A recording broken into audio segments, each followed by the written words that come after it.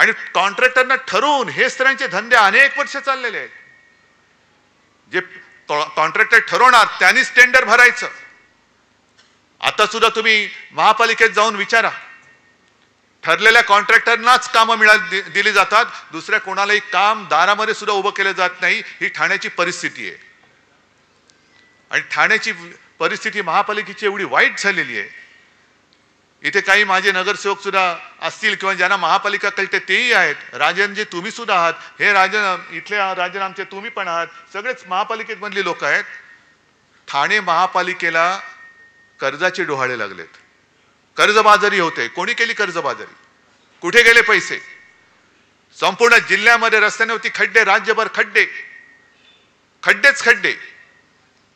म्हणजे सगळीकडे खड्डे पाडून वरती आमच्यावरती बोट दाखवली जात आहेत. ह्यानी घोटाळा केला, ह्यानी घोटाळा केला. अरे 3 महिने थांबा. तुमची सगळी जी काही मित्र परिवार आहे, होय मित्र परिवार आहे, तो आम्ही उघडा केल्याशिवाय राहणार नाही. हे आज त्यांना मी इशारा देतोय.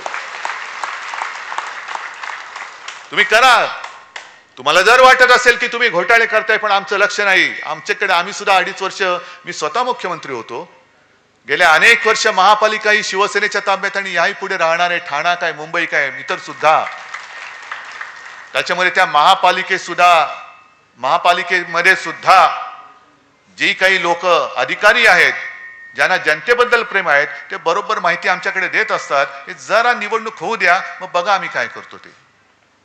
जरा होऊ द्या. पण सगळीकडे वाट लावून टाकतायत. आणि म्हणून मी तुम्हाला एक प्रश्न विचारतोय की तुम्हाला आपल्या राज्याचं मंत्रालय मुंबईत हवंय का अहमदाबादमध्ये?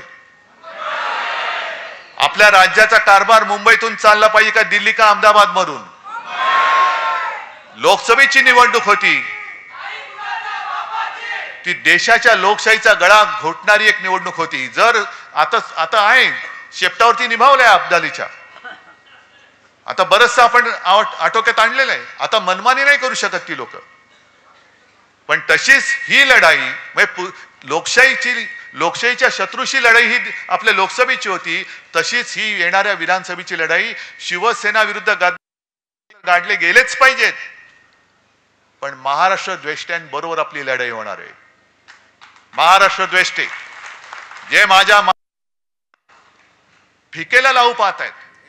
म्हणजे मराठी माणूस कसा ताठ पाण्याने उभा राहिला नाही, ताठ पाण्याने उभं नाही राहायचं. हातात भिकेचा कटोरा घे आणि मोदींसमोर खाली मान घालून उभे राहा.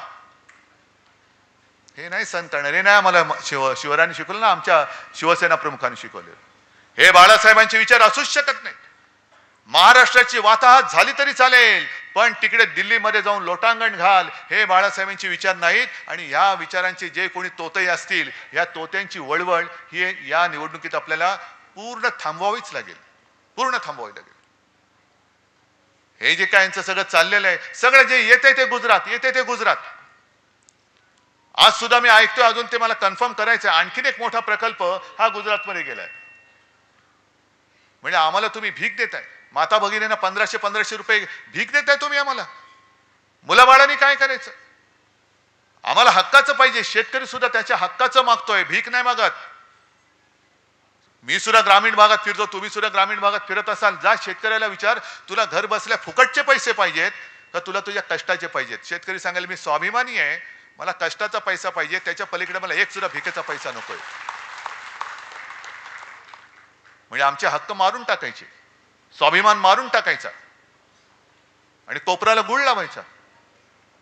ज्या वेळेला एका पाठोपाठ एक प्रकल्प गुजरातमध्ये चालले होते तेव्हा हेच मिंदे बोलले होते, काळजी करू नका. मोदीजी बोलले त्याच्यावर मोठा प्रकल्प तुम्हाला देतो. किती मोठा प्रकल्प दिला? आला? एक सुद्धा प्रकल्प नाहीये. अजून सुद्धा शेतकरी आत्महत्या करतच आहेत, बेकारांचे लोंढे फिरतातच आहेत.